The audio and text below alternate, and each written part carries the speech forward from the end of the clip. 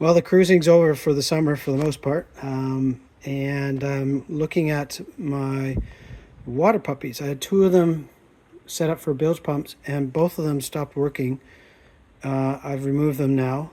I'd used my spare to keep me going for the 5 weeks.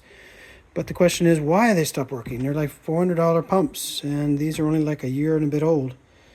And so I totally taken this one apart, and a little wear and tear on the brushes and the collar on the shaft, but not a lot. And otherwise, it looks pretty good shape. And I haven't taken this one apart, but they both have the same symptoms. And the impellers are like brand new.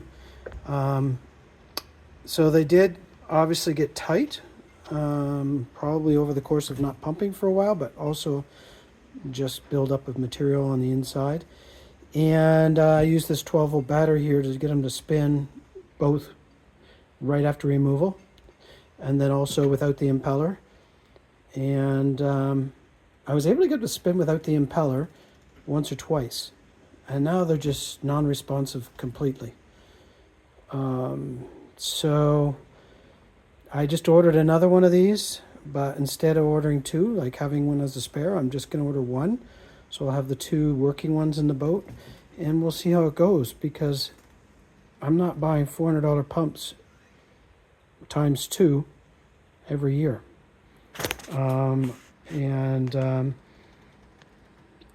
know, the cheaper ones aren't that much cheaper. They're still $300 for a 15 or 2,300 gallon per hour type deal. And I'd have to reconfigure the boat for those ones.